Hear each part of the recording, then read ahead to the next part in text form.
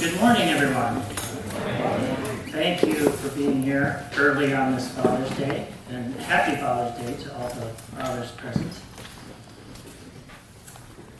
Horace Mann is widely considered to be the founder of American public education, and as some of you know, he was also a founder of this congregation. His portrait hangs in the entryway behind you, and we even have a stained glass window devoted to him in the sanctuary. Here in this building, we're sitting on land that was previously the site of his teacher preparation school.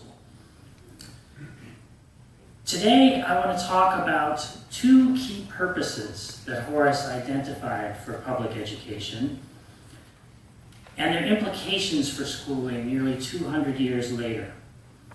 And the comments I'll make are informed by about 25 years of studying a wide range of education policies and programs, from charter schools to No Child Left Behind, from homework to principals to teachers. I'll start with some quotations from Horace Mann himself, what he had to say about the aims of public education, slightly modified to be gender inclusive.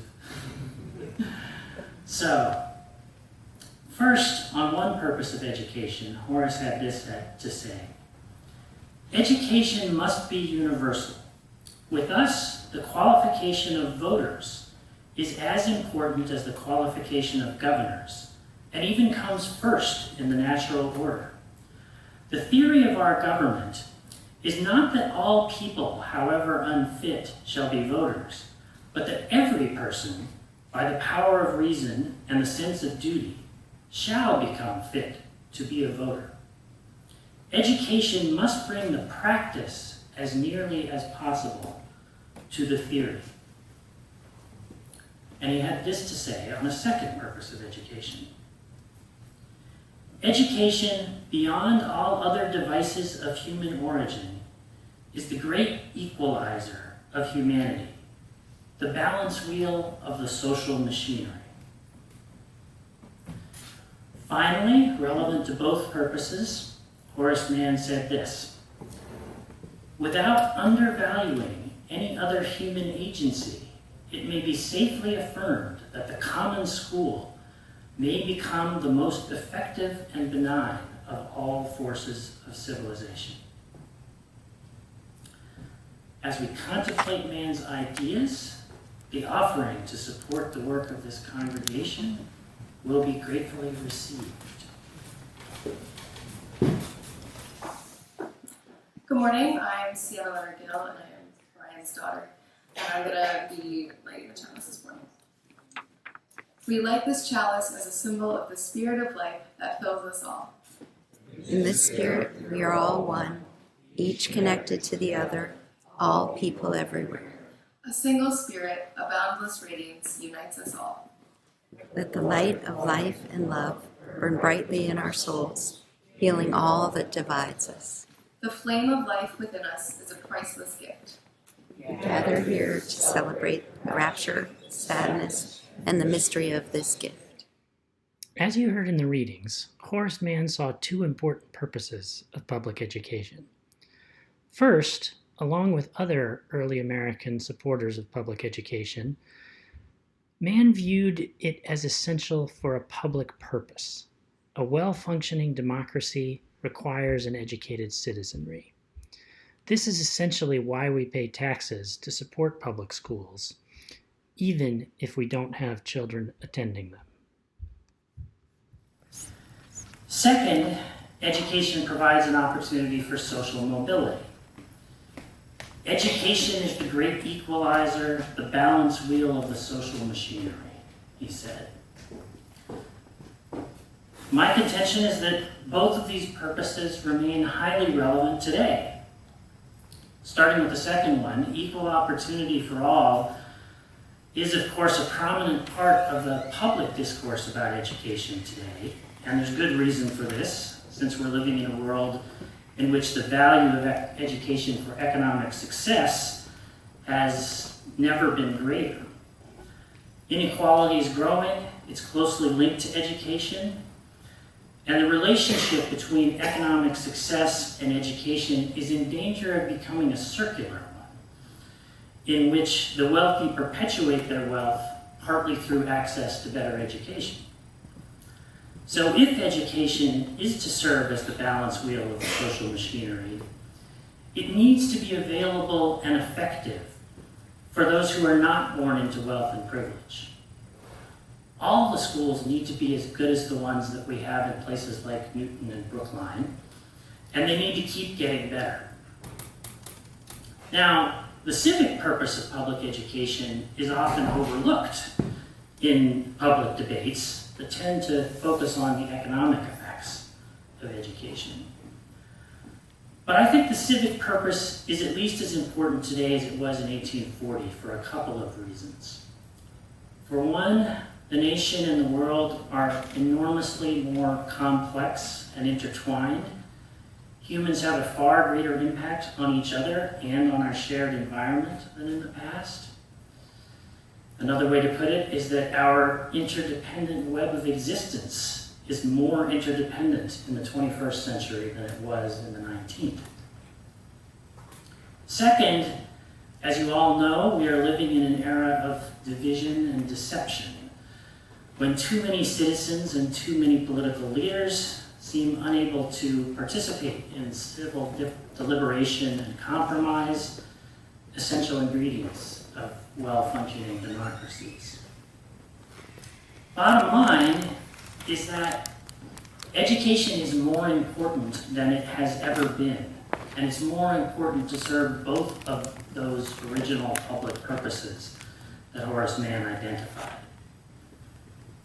Scholars, pundits, and parents sometimes argue about whether the schools are better or worse than they were in the past. For what it's worth, my view is that the schools have mostly gotten better, but really, the argument about the past misses the point. Because education is more important than ever, our schools need to be better than they have ever been, both in promoting opportunity and in preparing students for effective citizenship. So here's the key question.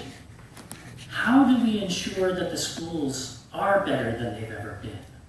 What systems can we put in place to help schools get better at serving both of Horace Mann's original aims, promoting opportunity and promoting effective citizenship? I'd like to make the case that we need to make changes in at least 3 overlapping domains to create a system that promotes ongoing improvement in schools. The first is research and development.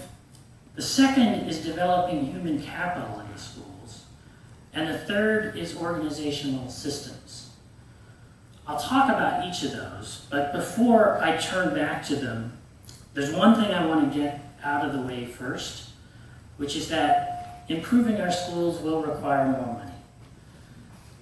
20 years ago, there was considerable debate among researchers about the importance of funding in education, but since then, the research has become increasingly clear and probably increasingly aligned with your common sense view. Massachusetts spends a lot more per student than the national average and gets much better results than the national average. And money is surely going to continue to matter.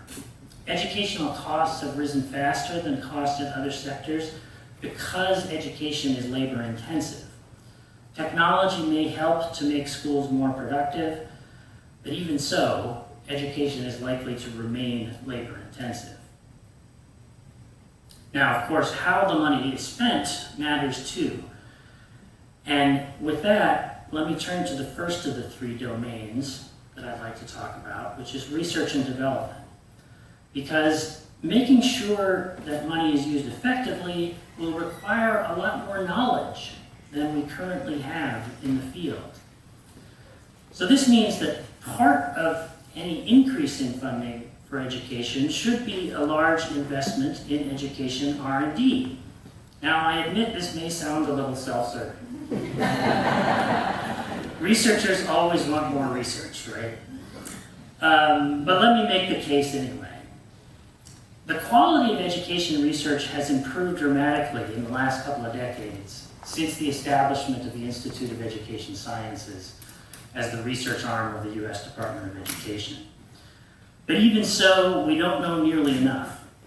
We know, for example, that teachers can produce large impacts on students in the short and long term, but we don't know how they do it.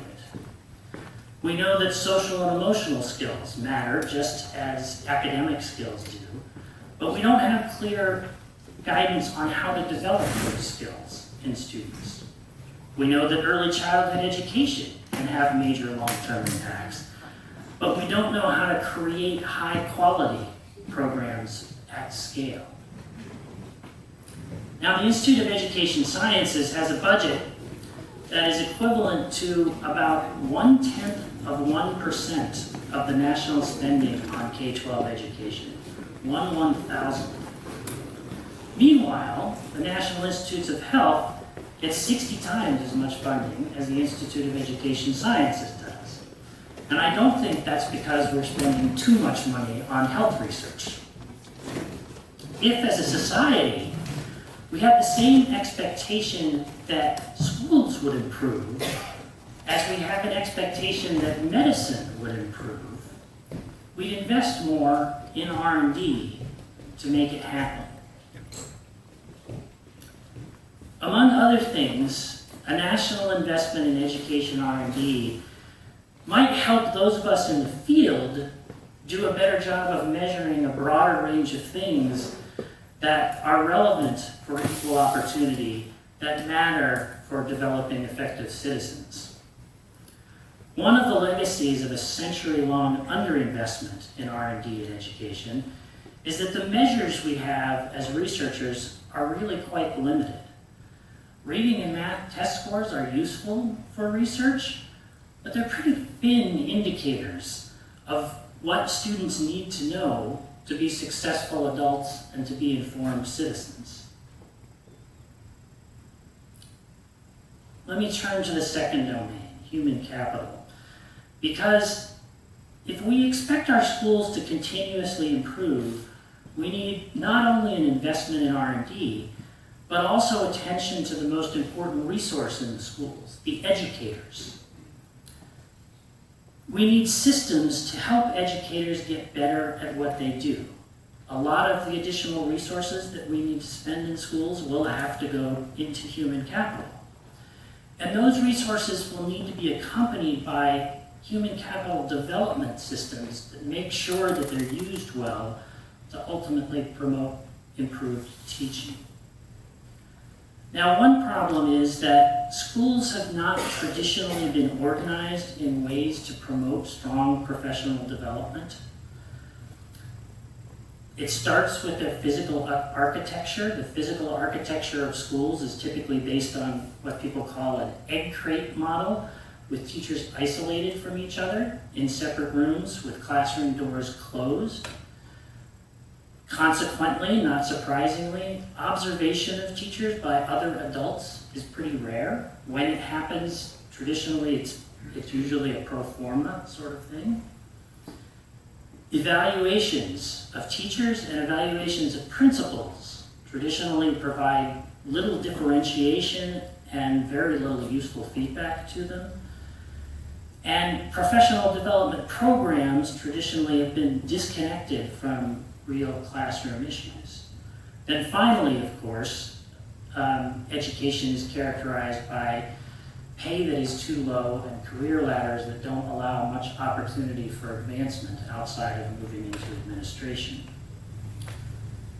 In short, Horace Mann's common schools evolved into a system that acts as if educators are interchangeable widgets. But educators are not interchangeable widgets. Research makes clear that teachers are the single most important school-based input into student performance. Principals are the next most important input into student performance. Teachers and principals vary dramatically in effectiveness. It should be possible to make sure more educators are as effective as the best ones. Systems for professional accountability and support might help educators get better at what they do. Now, the good news is that there are lots of examples of schools moving in this direction. Educator evaluations that are increasingly using multiple measures of performance, that are demanding more serious observations and including more substantial feedback to teachers. For principals, some professional accountability means that they are being subjected to 360 evaluations that let their teachers have a role in evaluating them, as well as the principals having a role in evaluating the teachers. There's evidence that doing this can promote trust among staff in a school and ultimately improve student outcomes. And in many schools, professional development has shifted from the old-fashioned one-off group sessions toward classroom-embedded coaching, which also shows considerable promise for improving practice and ultimately improving student outcomes. Let me give you a couple of examples of this kind of integrated professional support and accountability. There's one that's called the Opportunity Culture Initiative that reorganizes schools into multi-classroom groups where each multi-classroom group is led by an expert teacher. This opens up classrooms, it extends the reach of highly effective educators, it creates new career ladder opportunities that include higher pay, it creates more opportunities for teachers to learn from each other. Another example of fairly radical professional accountability comes from a school that we studied in Harlem. The TEP Charter School in Harlem provides an interesting case. The founder of the school read the research on the importance of teachers, and he said, okay, I'm going to set up a school in which all of the resources go into making sure that we're going to hire and develop the best possible classroom educators. He's created a school where the class sizes are a little bit larger than the New York City average, but the teachers are paid $125,000 a year plus possible bonuses. No one is guaranteed a job, they don't have tenure, but the school devotes enormous effort to developing the teacher's skills and doing it collaboratively. They have weeks of summer work that's homegrown, done collaboratively among the teachers, and they have an expectation during the school year that every teacher will visit another classroom and be visited by other teachers every single week. It works. We found that the school has dramatically improved the achievement of its population of kids who are overwhelmingly low-income and minority kids. Now, finally, the third domain, changing systems. Just as we need systems to help educators get better at what they do, we also need systems to help the institutions get better at what they do. Schools need to be organized and operated in ways that promote accountability for systemic improvement. So, under Horace Mann's common school model, public schools have a local monopoly on education. They operate as arms of local government, typically under elected school boards. For 150 years, this was the exclusive mode of operating public schools in this country. And in fact, this common school approach was assumed to be directly relevant to the aim of preparing kids for citizenship. The idea was that schools would effectively serve that public purpose. They would effectively educate citizens because they were operated by democratically elected officials. But monopolies don't have a lot of reason to innovate or improve, and accountability through democratic governance is somewhat limited when school board elections are determined by a very tiny minority of voters who tend to show up for those elections. So some cities are trying to supplement our existing accountability regimes and trying to foster innovation and improvement, creating dynamic and pluralistic systems through what's called a portfolio approach, in which a variety of different schools are operated autonomously and students and parents choose among them. Autonomous operation means that educators have the opportunity to design schools that are coherent and mission-driven, and ideally those schools can be laboratories for developing innovations that can spread elsewhere. Now, a systematic portfolio approach is still fairly unusual, but many states and cities have moved in that direction by permitting charter schools to open. Now, charter schools are interesting in a historic context and an interesting departure from Horace Mann's original idea, in that they are publicly funded, publicly authorized, publicly regulated, open to the public, and tuition-free, but privately operated.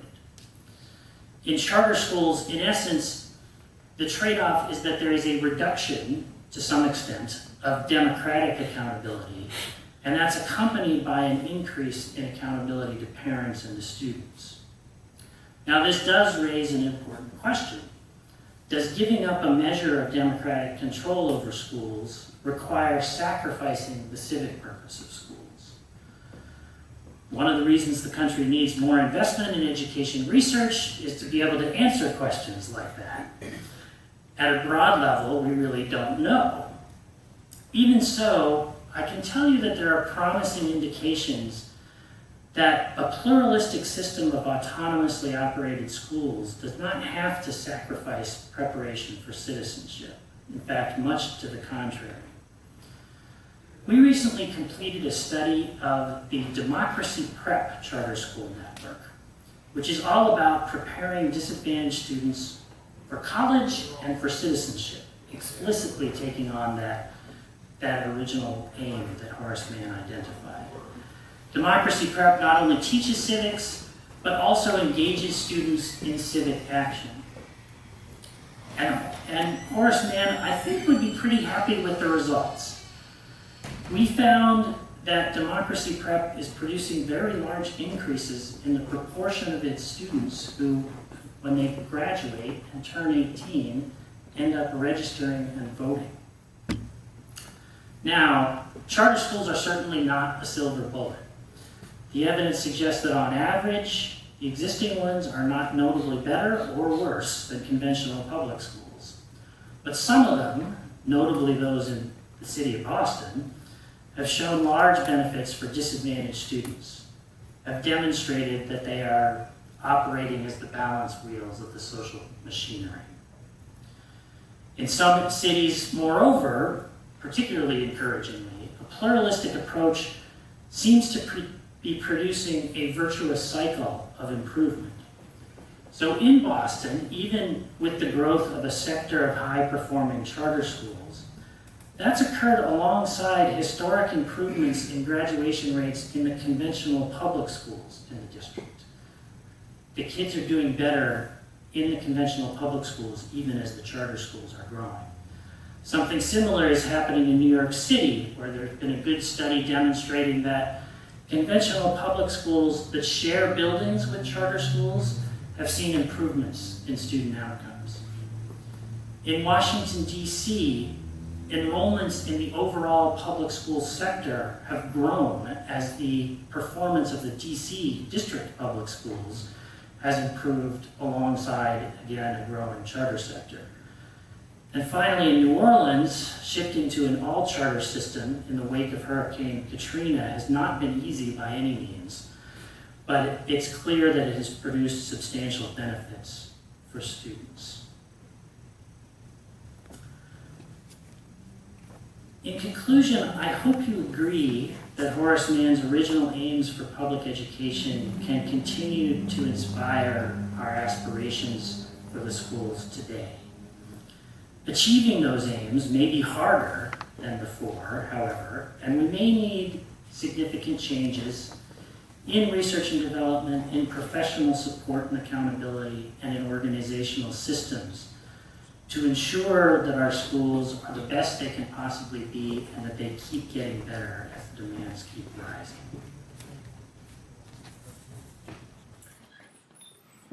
As we engage in the world around us, may the ideas of our forebear Horace Mann inspire us to find ways to support education's great public purposes, promoting effective citizenship and opportunity for all.